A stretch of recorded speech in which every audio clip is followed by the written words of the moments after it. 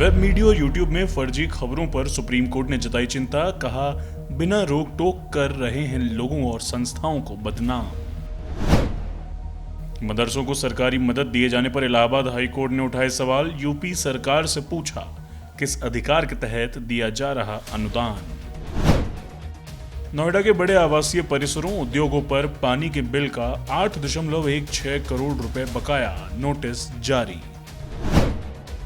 Big boss विजेता TV star Siddharth Shukla का हुआ निधन, शव का किया जाएगा पोस्टमार्टम। केशव प्रसाद मौर्य का बड़ा बयान, कहा यूपी चुनाव के बाद केंद्रीय नेतृत्व और विधायक करेंगे मुख्यमंत्री का फैसला।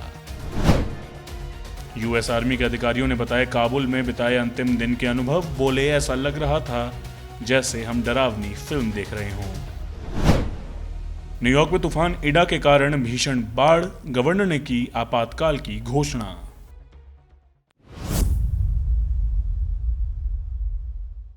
कोरोना वायरस संक्रमण के हालात में सुधार और देश में आर्थिक गतिविधियां शुरू होने के बावजूद अगस्त महीने में जीएसटी कलेक्शन में गिरावट देखी गई है। वित्त मंत्रालय ने बताया है कि अगस्त महीने में 1.12 लाख करोड़ रुपए का जीएसटी कलेक्ट हुआ है। अगर हम आंकड़े देखें तो मौजूदा जीएसटी कलेक्शन पिछले महीने के मुकाबले करीब 4% कम है। ऐसे तो वित्त मंत्रालय ने बताया है कि पिछले साल समान अवधि के मुकाबले जीएसटी कलेक्शन 14% ज्यादा है, लेकिन 2 साल बाद भी ये जीएसटी कलेक्शन निराश करने वाला है।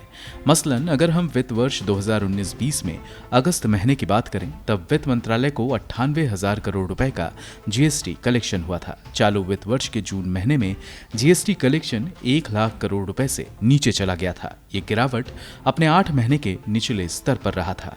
इसी तरह अगर हम कोरोना से पहले जीएसटी कलेक्शन की बात करें तो जून 2019 में जीएसटी कलेक्शन 99,000 करोड़ रुपए रहा था, जबकि चालू वित्त वर्ष के जून महीने में जीएसटी कलेक्शन 92,000 करोड़ रुपए पर रहा था। इसका मतलब है कि जीएसटी कलेक्शन कमोबेश कोरोना महामारी के पूर्व स्तर पर ही है। दूसरी तरफ ये दावा किया जा रहा है कि देश की जीडीपी में भारी उछाल आया है। मसलन पिछले दिनों जारी आंकड़ों के मुताबिक देश की जीडीपी चालू वित्त वर्ष की पहली तिमाही में 20.1% बढ़ी है। हालांकि पिछले साल महामारी के दौरान पहली तिमाही में देश की जीडीपी में 24% से ज्यादा की गिरावट देखी गई थी।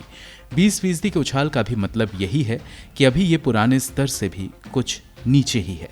बीबीसी की एक रिपोर्ट के मुताबिक पिछले साल अप्रैल से जून के बीच देश की जीडीपी 26.95 लाख करोड़ रुपए थी, जो इस साल अप्रैल से जून की तिमाही में 20% बढ़कर 32.38 लाख करोड़ हो गई। यहाँ ये बात जानना बेहद जरूरी है कि पिछले साल इस तिमाही की जीडीपी उसके पिछले साल के मुकाबले 24.4% कम थी। यानी 2019 में अप्रैल से जून के बीच भारत की जीडीपी थी 35.85 लाख करोड़ रुपए। इन तीनों आंकड़ों को साथ रखकर देखें तब तस्वीर साफ होती है कि अभी देश की अर्थव्यवस्था वहां भी नहीं पहुंच पाई है जहां अब से 2 साल पहले थी। ब्यूरो रिपोर्ट, गो न्यूज।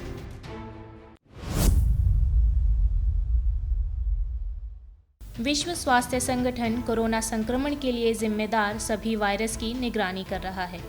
इन वायरस के भी म्यूटेट होकर नए रूप सामने आ रहे हैं।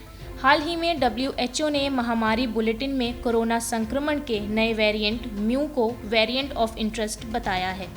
कोरोना का ये नया स्ट्रेन जनवरी में पहली बार कोलंबिया में पाया गया था।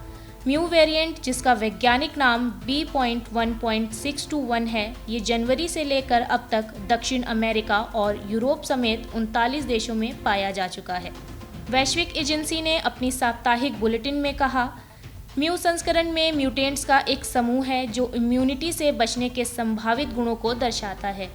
म्यू के अलावा विश्व स्वास्थ्य संगठन ने 4 और वेरिएंट को वेरिएंट ऑफ इंटरेस्ट की श्रेणी में रखा है। ये वेरिएंट एटा, आयोटा, कप्पा और लैम्डा हैं।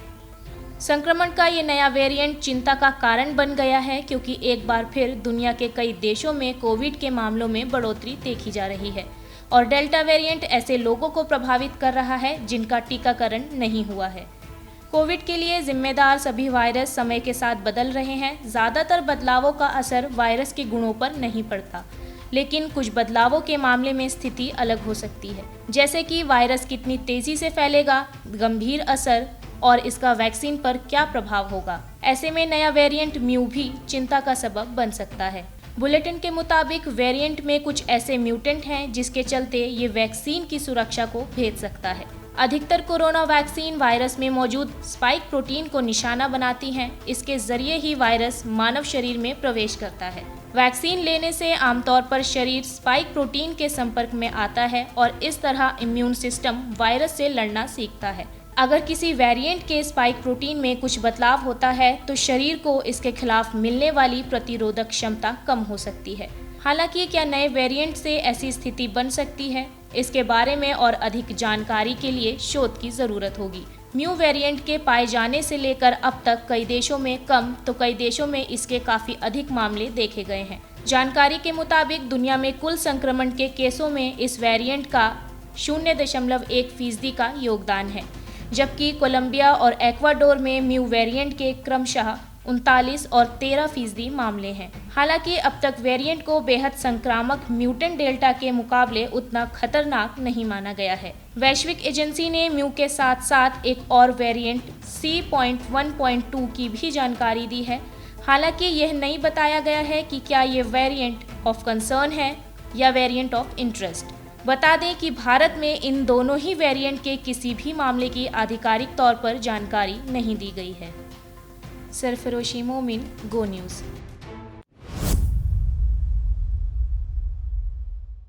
गाय भारत की संस्कृति का हिस्सा है और इसे राष्ट्रीय पशु घोषित किया जाना चाहिए।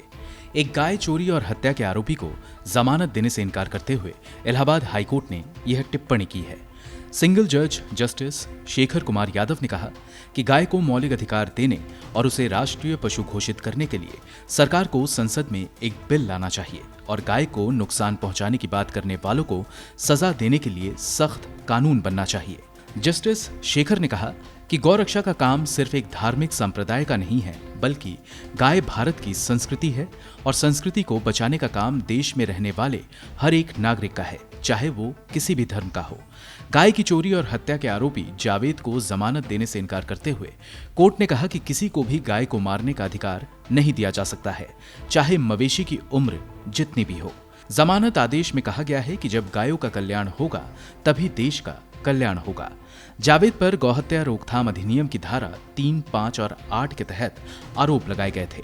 कोर्ट ने जावेद को यह कहते हुए जमानत देने से इनकार कर दिया कि अगर जमानत दी जाती है तो ये बड़े पैमाने पर समाज के सद्भाव को परेशान कर सकता है। कोर्ट ने अपनी टिप्पणी में यह आशंका जताई कि आरोपी को जमानत देने पर वो इस काम को फिर से दोहराएगा। इलाहाबाद हाईकोर्ट के जज जस्टिस शेखर कुमार यादव ने अपने आदेश में यह भी दावा किया कि वैज्ञानिक यह मानते हैं कि एक ही पशु गाय ही है जो ऑक्सीजन ग्रहण करती है, ऑक्सीजन छोड़ती है, जबकि उत्तराखंड के मुख्यमंत्री रहे त्रिवेंद्र सिंह रावत की गाय के ऑक्सीजन ग्रहण करने और ऑक्सीजन छोड़ने के दावे का इंडिया टुडे ने फैक्ट चेक किया था। इस रिपोर्ट में हिंदू कॉलेज में जूलॉजी डिपार्टमेंट के असिस्टेंट प्रोफेसर एम घोरई के मामले से बताया गया है कि हम जिस 21% ऑक्सीजन को ग्रहण करते हैं उनमें हमारा शरीर मुश्किल से 4 से 5% का ही इस्तेमाल करता है। उन्होंने बताया कि हम अवशिष्ट ऑक्सीजन के साथ कार्बन डाइऑक्साइड और अन्य गैसों को बाहर निकालते हैं। ये प्रक्रिया गाय सहित सभी जीवित प्राणियों के लिए समान है। ब्यूरो रिपोर्ट, गो न्यूज़।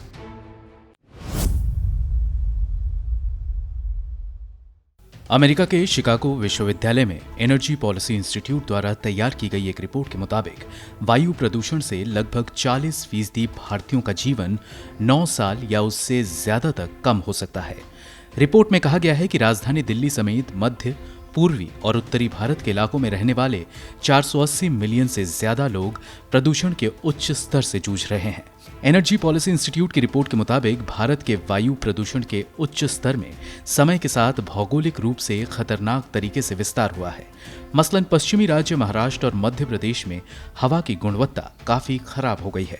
रिपोर्ट में खतरनाक वायु प्रदूषण स्तरों पर लगाम लगाने के लिए साल 2019 में शुरू किए गए भारत के राष्ट्रीय स्वच्छ वायु कार्यक्रम या NCAP की सराहना की गई है। रिपोर्ट में कहा गया है कि NCAP लक्ष्यों को प्राप्त करने और बनाए रखने से देश के लोगों का जीवन 1.7 साल और नई दिल्ली के निवासियों की लाइफ एक्सपेक्टेंसी 3.1 साल बढ़ जाएगी। गौरतलब है कि नेशनल क्लीन एयर प्रोग्राम या NCAP का उद्देश्य औद्योगिक उत्सर्जन और वाहनों से होने वाले उत्सर्जन को कम करना है। इसके साथ ही परिवहन, ईंधन और बायोमास जलाने के लिए कड़े नियम पेश कर धूल प्रदूषण को कम करके साल 2024 तक 102 सबसे ज्यादा प्रभावित शहरों में प्रदूषण को 20 से 30% तक कम करना है।